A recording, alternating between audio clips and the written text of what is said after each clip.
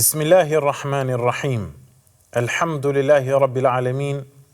Wassalatu wassalamu ala ashrafil anbiya'i wal mursalin. Sayyidina wa habibina Muhammad wa ala alihi wa sahbihi ajma'in. Wa man tabi'ahum bi ihsanin ila yawmiddin, thumma amma ba'du. Falënderimet tona kulmore ja dedikojmë Allahut subhanahu wa ta'ala, krijuesit të kësaj gjësie. Përshëndetje tona të përzemërta ja transmetoi Muhammed Mustafa sallallahu alaihi wasallam, familjes së tij të ndershme, shokëve të tij besnik dhe gjithë besimtarëve muslimane që ndjekin rrugën e tij deri në ditën e fundit të kësaj bote. Të nderuar vëllezër besimtar dhe motra besimtare. Assalamu alaikum wa rahmatullahi wa barakatuh. Mirë se takohemi në ligjëratat tona javore që kanë të bëjnë me një seri të cilën e kemi titulluar "Më trego për Islamin".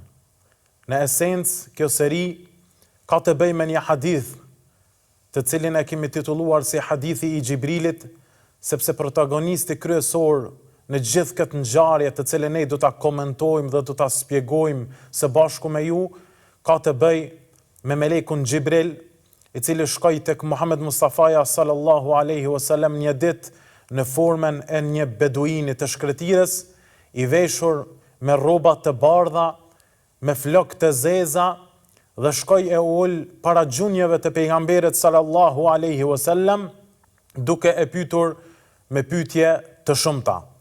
Andaj kemi sqaruar në ligjëratat e kaluara për biografinë e transmetuesit të këtij hadithit, që është Omeri radiallahu anhu, dhe kemi sqaruar disa prej margaritarëve të jetës së tij, dhe pastaj kemi vazhduar edhe me komentimin e fillimit të këtij hadithi dhe të kësaj ngjarje madhështore, ku kemi folur për uljen e Gjibrilit para Muhamedit sallallahu alaihi wasallam dhe kemi shpjeguar për përfitimet e mëdha që i nxjerrim në raport me edukatën që duhet ta kemi para dietarëve dhe hoxhallarëve tanë. Andaj Gjibrili, të nderuar vëllezër, u ul para Muhamedit sallallahu alaihi wasallam dhe i tha: "Ja Muhammed, akhbirni anil Islam." Tha: "O Muhammed, më trego se çfarë është Islami, më trego për Islamin." Tha pejgamberi sallallahu alaihi wasallam: "El Islamu an tashhada an la ilaha illa Allah." Islami është të dëshmosh se nuk ka zot tjetër që meriton të adhurohet me merit pas Allahut, wa anna Muhammeden Rasulullah, dhe se Muhamedi është rob dhe i dërguar i Allahut, wa tuqima as-salah, dhe ta falësh namazin, wa tu'ti az-zaka, dhe ta japësh zakatin, wa tasuma Ramadan, dhe ta agjërosh muajin e bekuar të Ramazanit, wa an tahujja al-bayta in istata'ta ilayhi sabila, dhe që të shkosh në haxh në qovë se ke mundësi materiale. Andaj, të nderuar vëllezër, në këtë pyetje që Gjibrili apo nomadi i cili ja bën pejgamberit sallallahu alaihi wasallam, Muhamedi sallallahu alaihi wasallam nuk i përgjigjet drejt për nocionin apo termin se çka do të thot fjala Islam.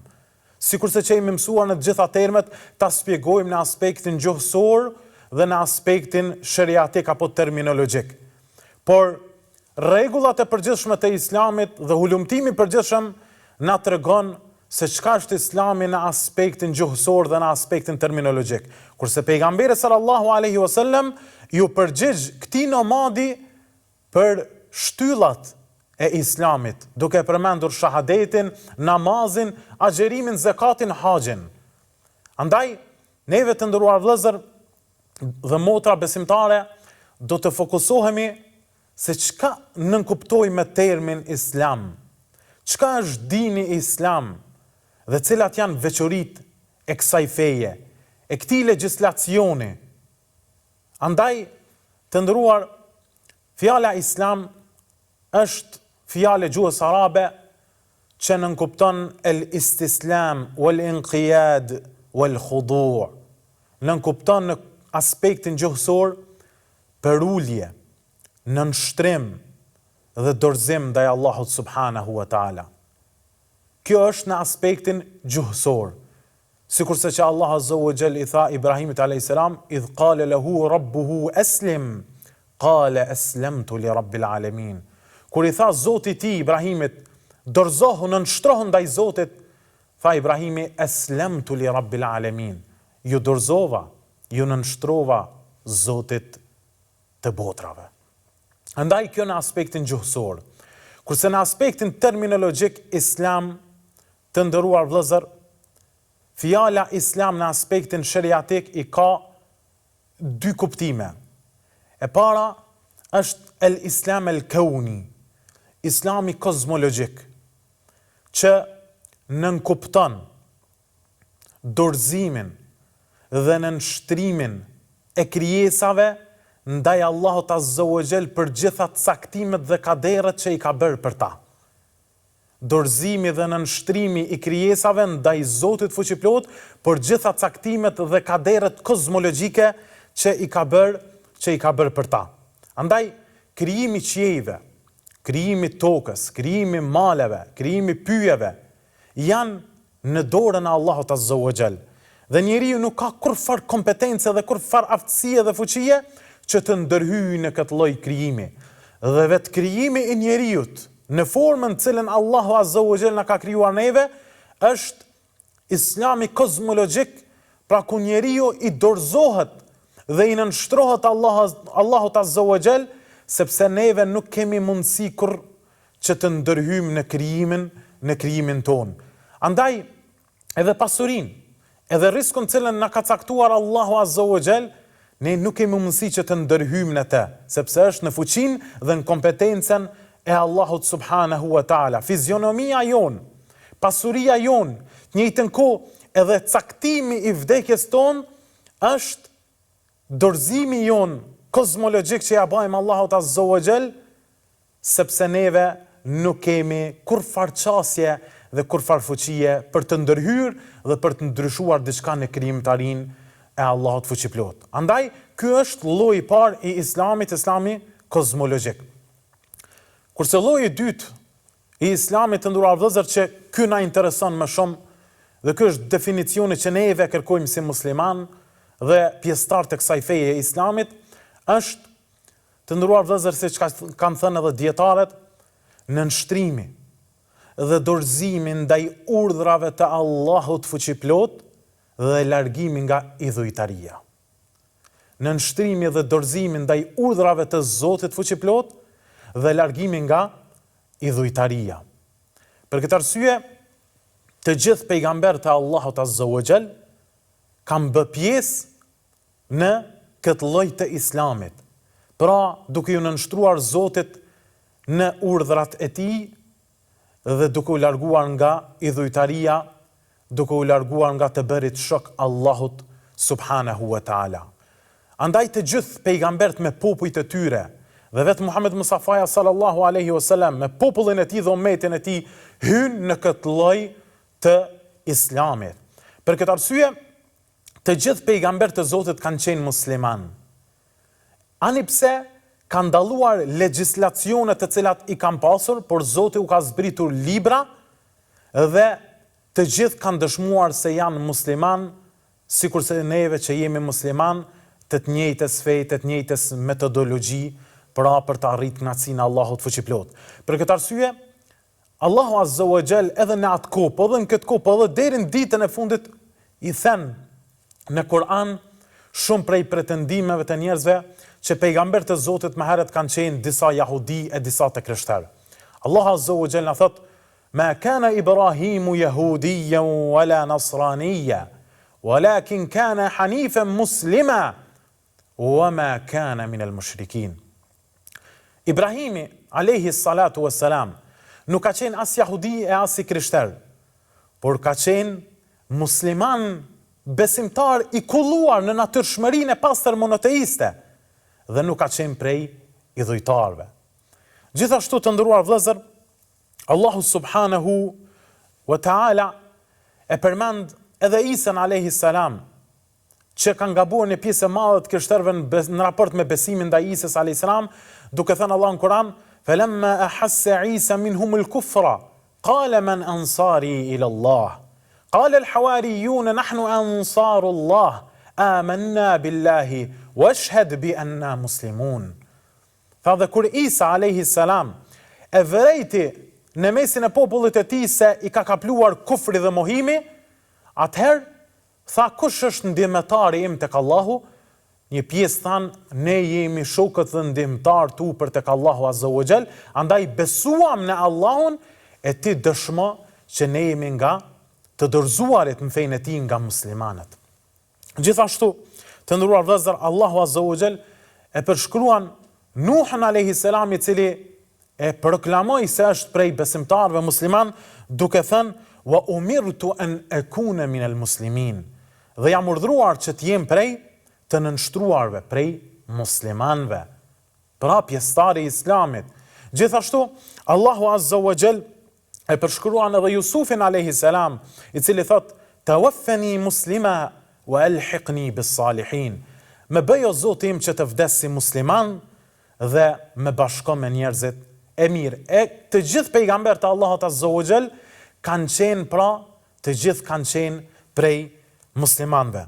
Andaj të nderuar vëllezër, pra, Islami është në nështrim dhe dorëzim ndaj urdhrave të Allahut subhanahu wa taala. Për këtë arsye, neve në këtë takim do të fokusohemi, pasi që e kuptuam se çka është nocioni islam në aspektin gjuhësor dhe në aspektin terminologjik islam, dhe e kuptuam se të gjithë pejgamberët e Allahut Azza wa Jall kanë qenë musliman pa dallim, ndonse kanë dalluar legjislacionet e tyre për shkak të rrethanave dhe për shkak të urtësisë që ka dashur Allahu Azza wa Jall të ndryshoj në raport me legjislacionin ton në aspektin e disa adhurimeve, siç është çështja e forma e pendimit tek ta ka qenë më ndryshe se sa forma e pendimit tek ne.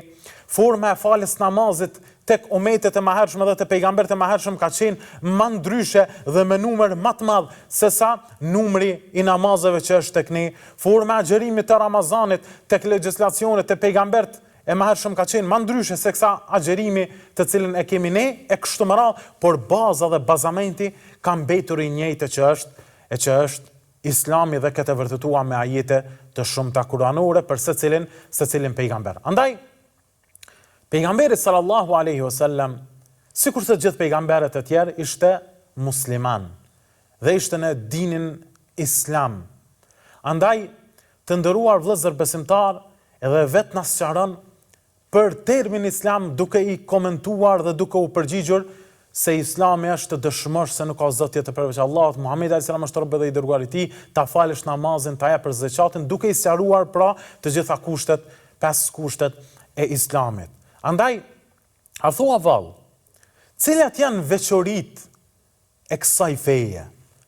Cilat janë karakteristikat dhe parimet kryesore të këtij shariati, të këtij legjislacioni islam, të cilin ne e duam shumë, të cilin e kemi pranuar me vedije dhe me zemër të shëndosh dhe të pastërt, të dashuruar ndaj krijuesit ton fuqiplot. Ky islam që komplet potencialin dhe gjithë jetën dhe sakrificën që kemi i japim këtij islami në mënyrë që Zoti na bëj të lumtur në jetën e kësaj bote dhe në jetën e botës tjetër. Veçoritë e këtij islami, të nderuar vëllezër, janë të shumta, saqë dietarë të mëdhej kanë përmendur në shumë libra të tyre për veçoritë e legjislacionit islam, që është mbi të gjitha legjislacionet, që është mbi të gjitha ligjet. Andaj, dietarët islam, nëse kthehemi tek librat e tyre, e shohim se prej veçorive të islamit të cilat i kanë përmendur, e para prej tyre, thonë dietarët islam, Islami është sheria ilahie. Sheriati islam është legjislacion hyjnor. Është legjislacion hyjnor që dallon nga ligjet e tjera sepse janë të shpikura nga njerëzit, kurse sheriati islam është nga ana e krijuesit fuqiplot, krijuesit absolut, Allahut subhanahu wa taala, i cili ligj nuk pranon devijime, nuk pranon ndryshime, siç ndryshuan disa prej legjislacioneve të mëhershme, të cilat i kishte zbritur Allahu subhanahu wa taala tek pejgamberët e mëhershëm. Andaj është hyjnor prej Allahut azza wa jall i cili nuk pranon kurfar ndryshimi. Për këtë arsye Allahu subhanahu wa ta'ala tha: "Innama ta'buduna min dunillahi awthana wa takhluquna ifka." Tha më të vërtet, ju po adhuroni përveç Allahut azza wa jall idhuj të ndryshëm dhe po krijoni trillime dhe gënjeshtra ndaj Allahut fuqiplot. Dhe dietarët islam kur e kanë komentuar fjalën ifka, që është përmendur po trilloni, po krijoni gënjeshtra ndaj Allahut, kanë thënë se njëra prej këtyre gënjeshtrave është shpikja e ligjeve njerëzore që tentojnë të dominojnë ndaj ligjeve të Allahut subhanahu wa ta'ala. Andaj, ligji i Allahut azza wa jall është i plot. Dhe shariati islam prej veçorive kryesore që e ka është se është prej Allahut dhe nuk pranon devijime ashtu siç devijuan pra një pjesë e madhe e librave të mëhershme. Për këtë arsye Allahu azza wa jall i çortoi fort ben Israilit kur i tha ja ehl, dhe ata cilët ishin idhtar të librit duke i thënë ja ehl al-kitabi lima talbisuna al-haqqa bil-batil wa taktumuna al-haqqa wa antum ta'lamun. O ju idhtar të librit, pse po e përzini dhe po e mbështjellni të vërtetën me të kotën dhe po e fshehni atë që është e vërtetë nga Zoti juaj, thot Allahu azza wa jall, dhe këtë ju mirë e dini. Këtë ndryshim dhe këtë devijim dhe këtë mashtrim që e bëni nëpër librat e juaja, duke ndryshuar fjalë të Zotit fuqiplot, ju jeni shumë mirë të njohur për këtë devijim. Andaj, pra, shariati islam si dallim nga legjislacionet e tjera është se ato ndryshuan me kalimin e kohës. Ato patën devijime me kalimin e kohës, kurse libri islam që është Kurani dhe ky din nuk do të ndryshoj deri në ditën e fundit. Për këtë arsye njëra prej devijimeve të idhtarëve të librit është se ata pastorët e tyre, ata të cilët ishin rabin, udhëheqësit e tyre dhe klerikët e tyre fetar i shenjtruan derisa ata i ndryshuan ligjet e fesë islame dhe librave të zbritur nga Zoti dhe pastaj edhe populli i pasoi ata dhe kështu devijuan që të gjithë. Për këtë arsye, Allahu azza wa jall thot: "Ittakhadhu ahbarahum wa ruhbanahum arbaba min dunillah." I shenjtruan rabinët dhe murxhit e tyre duke i marrë për zota përveç Allahut azza wa jall. Pra, duke i shenjtruar klerikët e tyre fetar, ata në të vërtet i adhuruan ata dhe ky ajet kuranor kur u lexua prej pejgamberit alayhis salam para Adi ibn Hatim, që ishte jahudi, atëherë të nderuar vëllezër, i tha Adiji pejgamberit sallallahu alaihi wasallam: "Ne o i dërguari i Zotit nuk i adhurojmë ata. Ne nuk i adhurojmë ata." Ani pse ajeti kuranor po thotë se ju e adhuroni ata. Tha pejgamberi sallallahu alaihi wasallam: "Ju i pasoni urdhrat e këtyre klerikëve, të cilët e ndryshuan librat e Allahut azza wa jall, e pasi që ju i pasoni me këtë ndryshim, atëherë ju në të vërtetë jeni duke i adhuruar ata dhe duke i pasuar verbera." Andaj kuptimi i fjalës Zotit i adhuruan rabinët dhe klerikët e tyre fetar përveç Allahut është për qëllim sepse i pasuan në ndryshimet që rabinët ja bën librave të Allahut subhanahu wa ta'ala.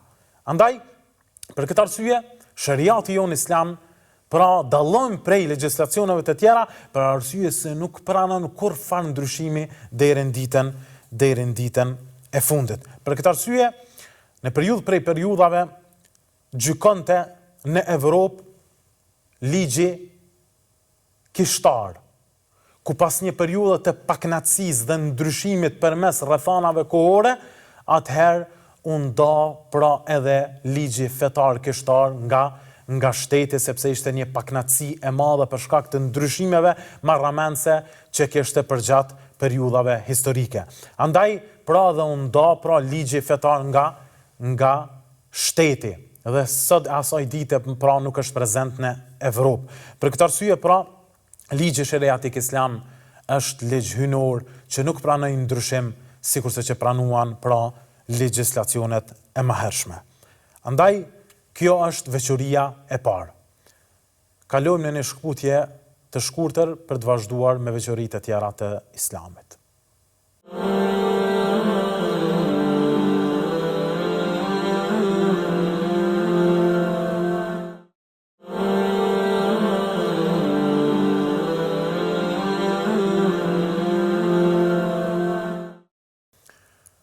Të nderuar vëllezër besimtarë dhe motra besimtare, rikthehemi në takimin tonë javor për të shpjeguar për Islamin dhe një hadith madhështor të cilin e kemi titulluar Hadithi i Xhibrilit. Andaj ishim duke komentuar dhe shpjeguar për veçoritë e këtij Islami madhështor të cilin e duam dhe e kemi përqafuar me vetdije të plot dhe me dashuri të sinqert ndaj Zotit i cili na krijoi dhe në formën më të bukur ai na formsoi. Andaj shpjeguam për veçorinë e parë të legjislacionit islam, e që është legjislacion hynor. Dhe veçoria e dytë që ja vlen të cekët sonte me ju është se Islami është një legjislacion perfekt, i mbrojtur nga gabimet. Pra në qoftë se tham se legjislacionet tjera ishin të pambrojtura dhe përgjatë historisë një pjesë e njerëzve gabuan dhe ndryshuan dhe devijuan librat e Zotit fuqiplot dhe legjislacionet e mëhershme të dërguara tek pejgambert Allahut Azza wa Jall, atëherë sheriati dhe legjislacioni që u zbrit pejgamberit sallallahu alaihi wasallam përmes Kuranit është masum, është i mbrojtur, ashtu siç është i mbrojtur edhe vetë Muhamedi alayhis salam me cilësinë el masum, pra i mbrojtur nga gabimet dhe devijimet e mëdha, sepse po të ishte kështu, atëherë do të devijante lehtë edhe feja jon tash e 1400 ca vite. Andaj, prej veçorive të Islamit është i mbrojtur sepse është prej Allahut Azza wa Jall. Dhe ai është garantuesi kryesor që ky libër dhe kjo fe nuk do të ndryshojë. Allah Azza wa Jall na tha në Kur'anin famlart për të na bërë neve komod që të mos friksohemi nga devijimi dhe ndryshimi, inna nahnu nazzalna dhikra wa inna lahu lahafidhun. Ne e zbritëm atë Kur'anin dhe ne do ta mbrojmë atë. Pra Allah është garantuesi dhe mbrojtësi i këtij dini. Andaj mos u dëshproni, mos u friksoni, sepse sado që të luftohet kjo fe, sado që të ketë akuza ndaj kësaj feje, sado që të tentohet të rrëzohet kjo fe, dijeni mirë, por besojeni edhe fuqishëm, se ndihmuesi dhe garantuesi kësaj feje është Allahu Azza wa Jall. Na mjafton si ngushëllim, na mjafton si krenari, që ai e garantoi mbrojtjen e këtij dinit. Por neve mbetemi argat, mbetemi pjesëtar, mbetemi pjesëtar dhe hisenik të këtij karavani të fuqishëm për ta ndriçuar rrugën drejt Islamit dhe për të ecur përpara për të arritur kënaqësinë e Allahut subhanahu wa taala. Andaj Allahu Azza wa Jall garantoi ne kemi zbritur këtë Kur'an dhe ne do ta mbrojmë atë. Andaj pas 1440 ca viteve, ky Kur'an është i njëjti, po a ditë që i ka zbritur Muhammed Mustafas në shpellën Hira, me 114 sure të njëjta, me 6236 ajete të njëjta, me 30 gjuza, duke mos pranuar kurfar ndryshimi deri në kohën e sotme. Me aq shumë hafuz, ata cilët kanë pasur mbamendje për komplet Kur'anin famlart, duke ruajtur gjenerat pas gjenerate, në Libi, në Arabi, në Rusi, në Kinë, në Japoni, në vendet aziatike, në vendet skandinave, në vendet evropiane, në vendet ballkanike dhe në çdo cep të botës. Allahu e ruajti këtë Kur'an, duke u amundsuar shumë prej njerëzve besimtar të devotshëm ta mësojmë fjalën e tij përmendesh dhe të mos tolerojnë që nëse vjen dikush dhe i ndryshon ajetet, ata tu aktivizohet atyre generatori i fuqishëm i mbamendjes dhe mësimit përmendsh të Kuranit për të përmirësuar gabimet e njerëzve. Andaj vetëm Libia konsiderohet si shteti 1 milion hafuzave. E sa njerëz, sa miliona njerëz e kanë mësuar këtë Kur'an përmendesh. Dhe në qoftë se dikush gabon para këtyre hafuzave, automatikisht ata e përmisojnë sepse është mësuar truri tyre, ta mësojnë drejt dhe sakt fjalën e Allahut Azza wa Jall. Andaj të nderuar vëllezër besimtar, pra njëra prej formave të ruajtjes së Kur'anit famëmadh është përmes mësimit përmendesh që nuk ka mundësi të logjikohet, të mësohet ndonjë libër përmendesh në këtë botë jashta librit të Kur'anit, pra Kur'anit famlar, librit Allahut subhanahu wa taala.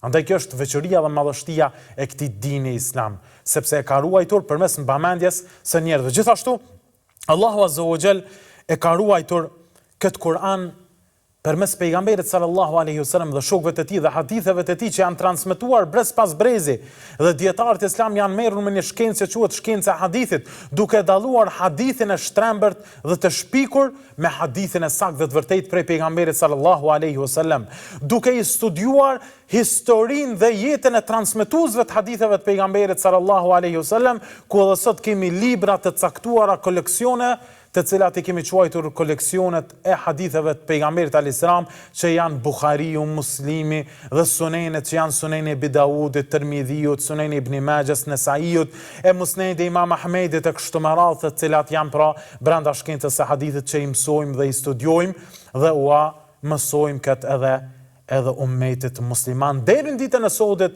dhe do të mësohet dhe do të dallohet hadithi i shpikur prej hadithit vërtet deri në ditën e gjykimit, dhe nuk do të tolerohet nga dietarët islam që të ketë ndërhyrje dhe të ketë devijimin e dinit e Allahut subhanahu wa taala.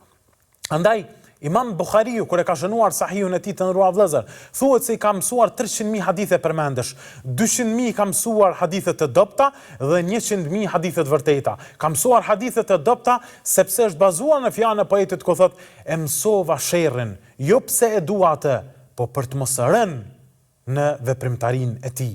Andaj, neve e kemi mësuar sherrën, e kemi mësuar hadithe të dobta dhe të shpikura për të mos lejuar besimtarët që të argumentohen dhe të adhurojnë Allahun Azza wa Jall me këto hadithe të cilat janë në të vërtetë jo hadithe të pejgamberit sallallahu alaihi wasallam. Andaj Allahu tha: "Wa ma yantiqu anil hawa in huwa illa wahyun yuha."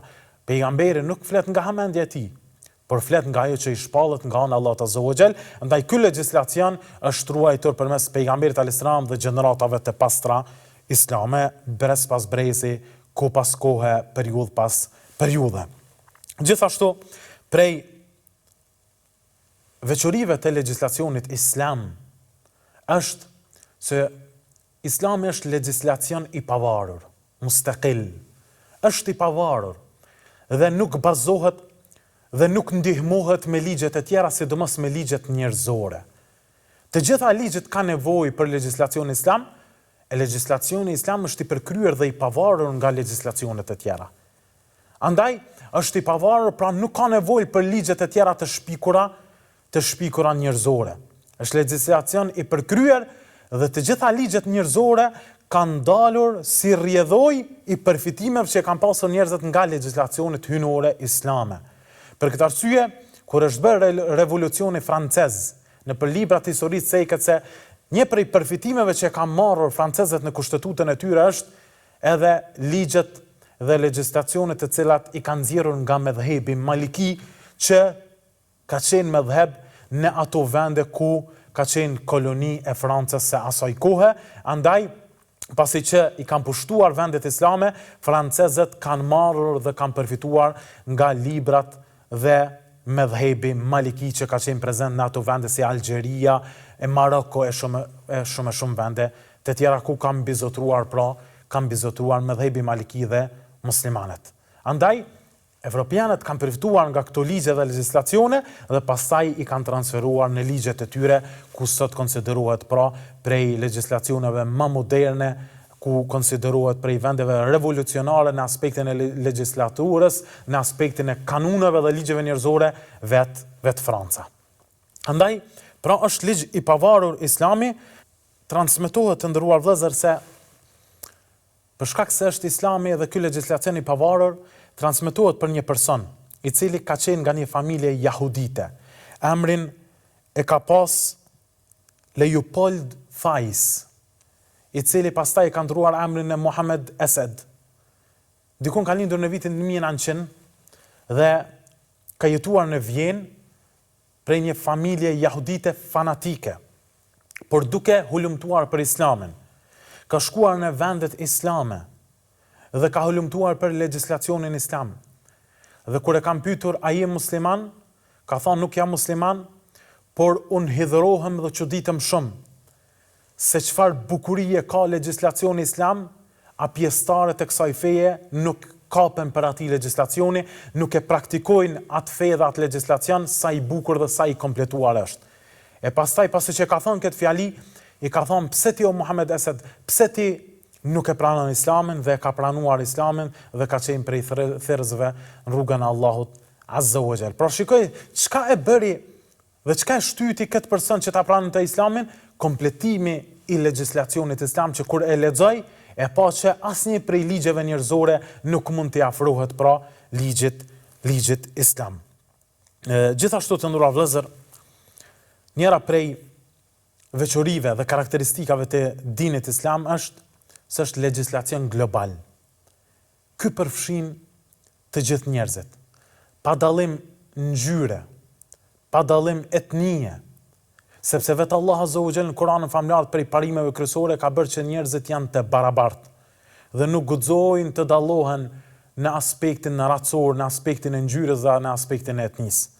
Për këtë arsye Allah Azza wa Jall na thot në suratul Hujurat, që është bazë në barazinë njerëzore, ja ayuhan nas inna khalaqnakum min dhakarin wa untha wa ja'alnakum shu'uban wa qaba'ila lita'arafu inna akramakum 'inda Allahi atqakum inna Allaha alimun khabir. O ju njerëz, neve ju kemi krijuar juve prej një mashkulli dhe një femre. Dhe ju kemi bërë popull e fise në mënyrë që të njiheni mes vete dhe të shkembeni kultura mes vete. Por dijeni që më i miri tek Zoti është ai që është më i devotshëm në mesin tuaj. Me të vërtetë Allahu është i dijshëm dhe inna Allaha alimun khabir. Me të vërtetë Allah Azza wa Jall është i dijshëm dhe në hollësi i din gjërat që ju i mendoni dhe i veproni. Andaj, kjo është bazë në aspektin e barazisë njerëzore, ku neve jemi të ndaluar që të bëjmë dallimin në aspektin e ngjyrës, etnisë, racës e kështu me radhë. Por vetëm ajo që na dallon është Islami dhe devotshmëria të cilën e kemi dhe jemi pajisur me ta. Andaj, pra Allah Azza wa Jall na mëson se njerëzit janë të barabartë. Dhe Allah Azza wa Jall i ka krijuar me një qëllim të gjithë njerëzit. Wa ma khalaqtul jinna wal insa illa liya'budun. Nuk i krijova gjinë dhe njerëzit për diçka tjetër përpos të më adhurojnë mua. E ky adhurim që ja bëri Allah Azza wa Jall si urdhër këtyre njerëzve, këtyre krijesave, do një legjislacion i cili është unik, i cili është i përkryer, i cili është i pavarur, i cili është hynor. E ai legjislacion është legjislacioni islam. Andaj, janë të krijuar të barabartë, Allahu i ka urdhëruar njerëzit që ta kenë një legjislacion që është unik, që ju jep kënaqësi në jetën e kësaj bote, i lumturon ata në këtë botë dhe botën tjetër që është padyshim dini dhe feja islame. Andaj, pra, Allah Azza wa Jall ka bërë që të gjithë njerëzit dhe ka urdhëruar të futen në këtë din, por ja që shumica e njerëzve refuzojnë dhe dalin nga rruga e vërtetë. Gjithashtu të nderuar vëllezër dhe motra, prej karakteristikave të kësaj feje, prej veçorive të këtij dini islam, është se Islami është legjislacion i qëndrueshëm dhe i pandryshueshëm, është thabit, është i pandryshueshëm. Për këtë arsye, Allahu subhanahu wa ta'ala na thanë njërën për ajeteve kuranore, wa tammat kalimatu rabbika sidqan wa adla. Është plotësuar fjala e Zotit tënd me vërtetësi dhe me drejtësi. Pastaj vazhdon Allah Azza wa Jall, la mubaddila li kalimatihi, dhe nuk ka ndryshim në fjalët e Allahut Azza wa Jall, wa huwa as-sami'ul alim, dhe Allah është dëgjues dhe i dijshëm.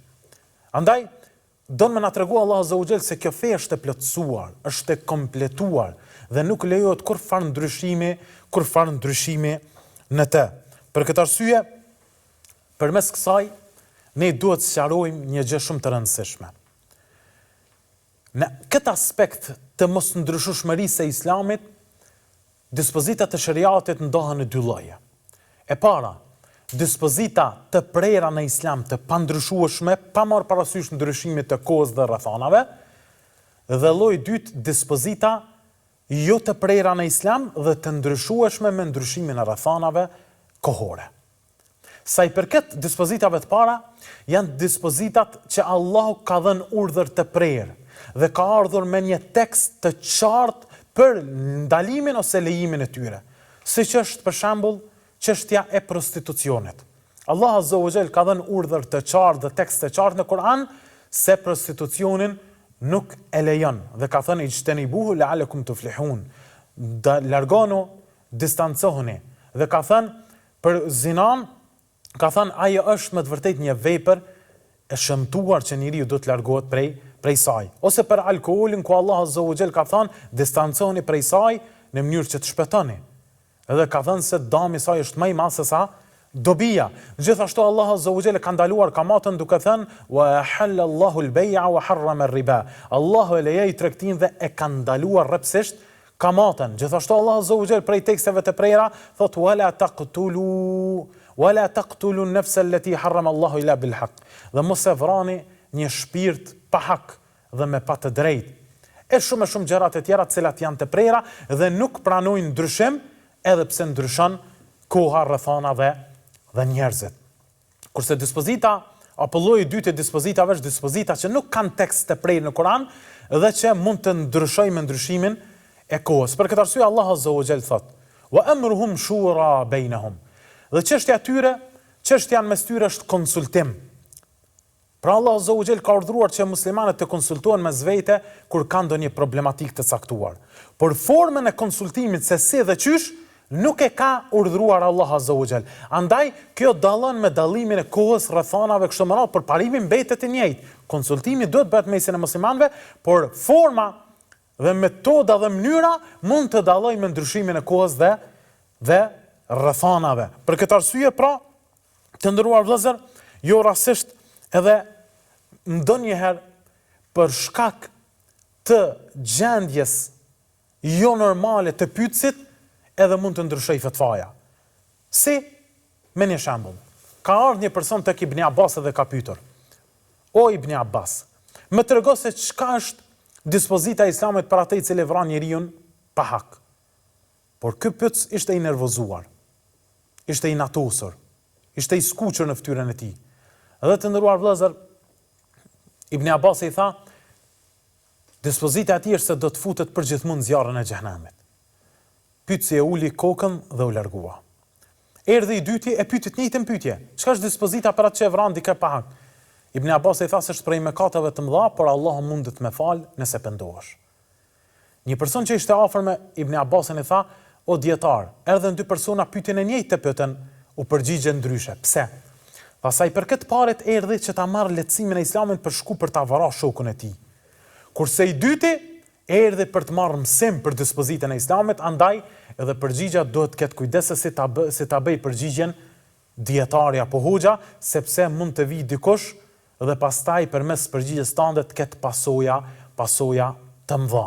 Gjithashtu të nderuar vëllezër, pra, këto janë dispozitat që lejohet kemi një lloj elasticiteti dhe ndryshimi me ndryshimin e rrethanave kohore apo të vet pyetësit. Për këtë arsye, kanë thënë dietarët, taghayyur al-ahkam bi taghayyur al-azman. Ndryshojnë dispozitat dhe fatvat me ndryshimin e rrethanave kohore, normal ato tekste ku nuk janë të prera në Islam. Një shembull tjetër të nderuar vëllezër, pejgamberi alayhis salam ka ndaluar që të merret deveja e humbur, të merret dhe të ngujohet, edhe të lidhet. Ka thënë, lëreni deven derisa ta gjej pronari i saj.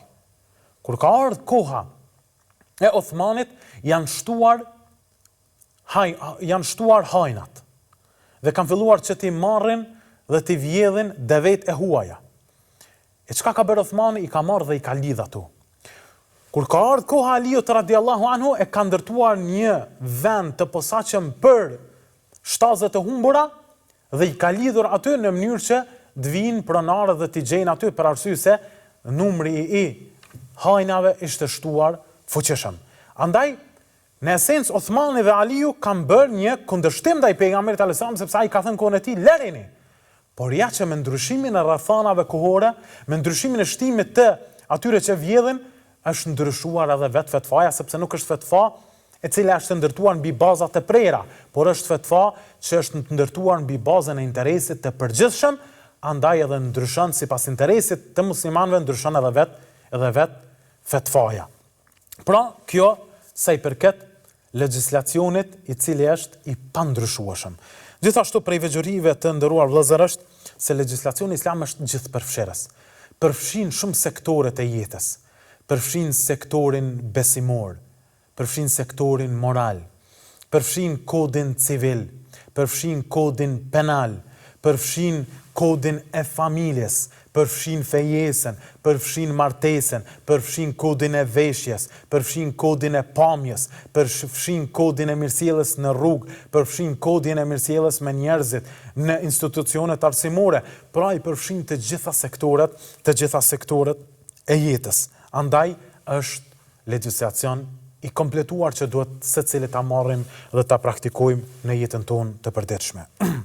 Gjithashtu, të nderuar vëllezër dhe motra besimtare, legjislacioni islam është legjislacion mesatar. Siç Allah azza wa jall thot: "Waja'alnakum ummatan wasata." Ne ju kemi bërë juve popull mesatar, umet mesatar. Imam Taberiu kur e komenton këtë ajet kuranor, umet mesatar, thot: ne jemi umeti mesatar. Nuk jemi në ekstremin e krishterëve të cilët e bën Isa alayhis salam Zot dhe e shfaqën murgërin në fejnë e tyre, duke mos u martuar dhe duke u izoluar, dhe nuk jemi prej ekstremistëve në aspektin e jahudive, ku ata e ndryshuan librin e Zotit, i luftuan dhe i mbytën pejgamber të Allahut azza wa jall dhe kundërshtuan dinin e Zotit fuqiplot. Pra ne nuk jemi as prej këtij lloji, as prej këtij lloji, por jemi umet mesatar. Gjithashtu kanë komentuar dietarët se umet mesatar dhe legjislacioni mesatar në islam nënkupton që nuk jemi as në ekstrem të tejkalimit të urdhrave të Zotit, pra në ekstremitet, e as nuk jemi ekstrem në shpërfillje dhe në mendjelehtësi dhe në mosbatim të urdhrave të Allahut subhanahu wa ta'ala. Andaj, njëra prej mesatarive në fejnë islame është edhe shembulli i 3 personave që kur kanë dëgjuar për pejgamberin islam që falet, agjeron e kështu me radhë, kur e kanë pyetur Aishën radhiyallahu anha, kanë thënë, njëri prej tyre tha, unë vallahi ta shetutje do të agjeroj e kur ma nuk do të aprishi. Tjetëri tha, unë do të fali namaz natë dhe kur nuk do të ndalem. Dhe tjetëri tha, unë nuk do t'i martoj gratë. Kur dëgjoi pejgamberi alayhis salam për këtë veprim të tyre, tha, i thirri dhe i çortoi ata dhe tha, unë edhe agjeroj, por të njëjtën kohë dhe prishi. Pra, ha dhe pi, dhe kënaqem me begatitë e kësaj bote. Unë edhe fali namaznate, por të njëjtën kohë dhe flaj dhe pushoj. Unë i martoj gratë. Femen raghibe an sunneti felejse minni. Kush largohet nga udhëzimi im nuk është prej meje. Pra jo, me veprimtarin tuaj jeni larguar nga udhëzimi i islamit, jeni larguar nga mesataria cilën e don Allahu subhanahu wa taala, edhe dunya, edhe din, edhe adhurim, edhe kënaqësi të kësaj bote. Pra sa i bukur dhe sa i mirë është ky legjislacion që quhet Islam. Gjithashtu të nderuar vëllezër, prej veçorive të legjislacionit pra e fundit që do ta përmendim edhe pse ka dhe të tjera, është Islami është legjislacion i drejtësisë. Dhe komplet krijimi i kësaj bote i universit është për ta ngritur sistemin e drejtësisë në mesin e njerëzve. Thot Allahu azza wa jall: "Wa laqad arsalna rusulana bil bayyinati." Dhe ne kemi dërguar të dërguarit tan pejgamberët me argumente të qarta. "Wa anzalna ma'ahum al-kitaba wal-mizana liyaquma an-nasu bil-qist." Dhe ne u kemi zbritur atyre liber dhe peshore që të bëjnë drejtësi dhe të ngrisin drejtësi në mesin e njerëzve.